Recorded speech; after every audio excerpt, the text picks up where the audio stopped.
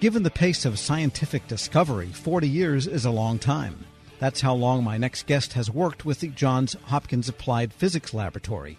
He's directed it for the last 15 years and overseen research on behalf of the Defense Department, NASA, and the intelligence community. Joining me for his exit interview upon retirement, Dr. Ralph Semmel. Dr. Semmel, good to have you with us. Oh, it's great to be here. Thank you. And I want to start with a very basic question. You are at the Applied Physics Laboratory. That sounds like practical applications of physics and not like you're trying to overturn the theory of relativity.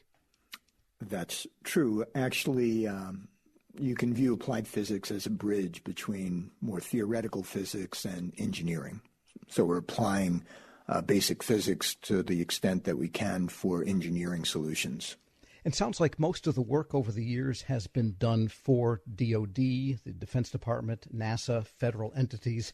Has it been all federal, or do you have other clients that could use this kind of research and applied research outside of the government? The vast majority of our work is federal. The work is federally funded.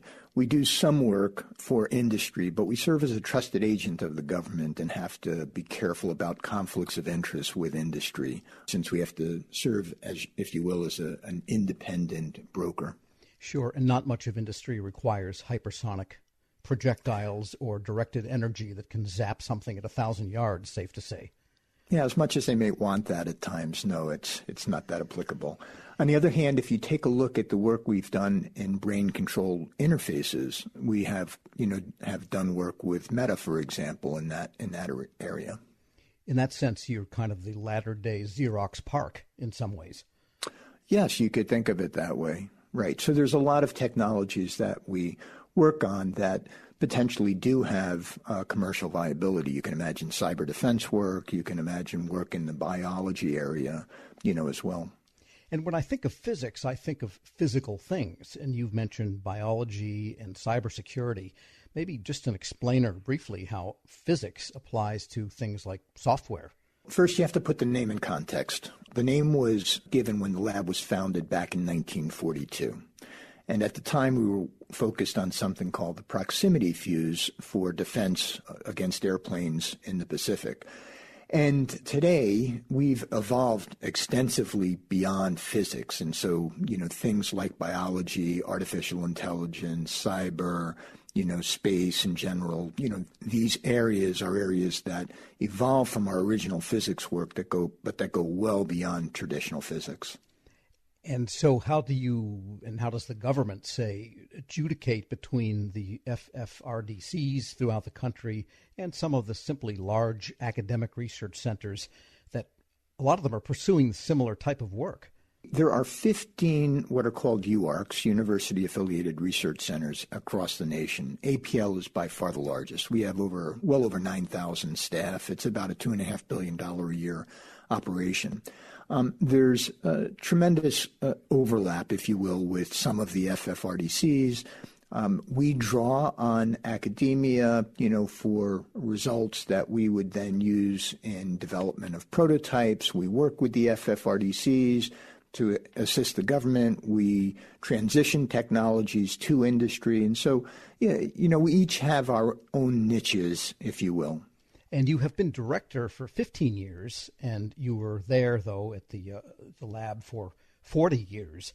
What have been some of the advances that you're most impressed with? It's been a phenomenal run, all the way across.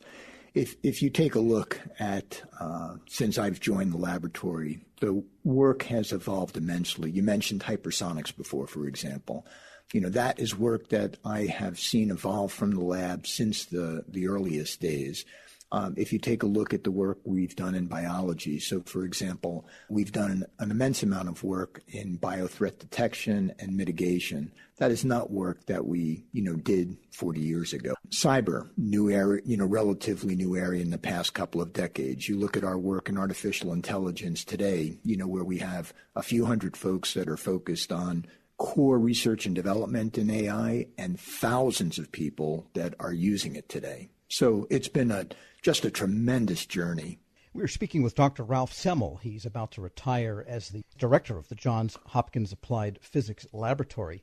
Tell us a little bit about yourself. What type of scientist are you, and do you get a chance to put your eye to the microscope or your hand to the keyboard or your, gloved hand to the hot beaker anymore? Yeah, well, usually when my hand is on the keyboard, it's sending email these days. It used to be doing pretty extensive development in, of all things, artificial intelligence, which I mentioned. It was a very different type of AI when I was, doing hardcore research in that area. I do get to look through microscopes. I do get to play with things, but I'm living vicariously through the, tremendous initiatives and efforts of our staff these days. And just a question about artificial intelligence. People like to say that it's been around for 40 or 50 years, and there was a famous test to say that if someone couldn't tell it was a computer answering them, that was artificial intelligence, or Turing test. And in some ways, even now, it's just a certain type of if-then logic, but on a scale that modern computing and the memory and the data available has kind of powered. But is it fundamentally different now with what everyone's talking about versus the days when people were seeking the Turing test? I do believe it's very different. And I do believe that we are at a significant inflection point in AI. The if-then logic that you were alluding to, and this started back in 1956 at the Dartmouth conference, for AI, that was a much more if-then type of logic based on expert systems. The technology today is based on neural nets, which actually go all the way back in AI, many, many decades back in AI as well. But the advances in hardware and large language models that have been made possible today have fundamentally transformed the way we think about machine learning and what's possible. Is the difference then that the modern algorithms, the modern models, rewrite their own logic based on a cycling, whereas the older types of software, you could throw more and more data at it, but yet it was the same gates, if you will, the same if-and questions? The older systems would have certain limits to what they could infer, okay? And when you reached those limits, the systems would just kind of do a hard crash. Today, the systems are much more stochastically or probabilistically based, if you will. And so what they are doing is they're anticipating what the next thing would be. So when you're generating, an answer to a question, you're basing that based on the inputs and what's most likely, to follow. All right. And just broadening the aperture here for the different types of research, what, in your opinion, as you depart, are some of the grand challenges for federal applications, especially in the military? I mean, some of them have been around a while, but, we have this pacing threat and what they're now calling an absolute threat from some nations. It's a pretty dangerous world we live in today.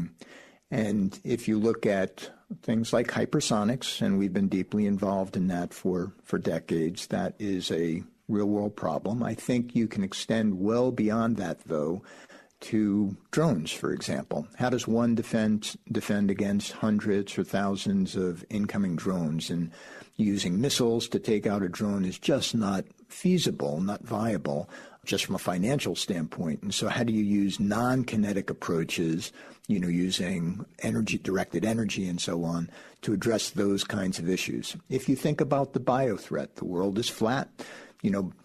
Biological agents can pass very quickly, within the world these days. How does one mitigate against those types of threats? Cyber, we've seen how fragile our environment is today to, cyber threats and inadvertent computer errors. And if you could maybe just briefly touch on some of the space activities, NASA-related activities that the lab has done. Oh, yeah. In our history, we've had on the order of 70 missions. Just to give you some, more recent examples, a number of years ago in 2015, we were the organization working for NASA that flew New Horizons past Pluto. We have Parker Solar Probe going around the sun today. It's at 4.5 million miles, going down to 3.8 million miles in the next couple of years. And, of course, we had DART, the Double Asteroid Redirection Test, which took advantage of both our civil and national security capabilities to demonstrate how we would save life on Earth as we know it by intercepting and impacting an asteroid. Yeah, that happened in the last couple of years, correct? That something hit the asteroid that it doesn't take much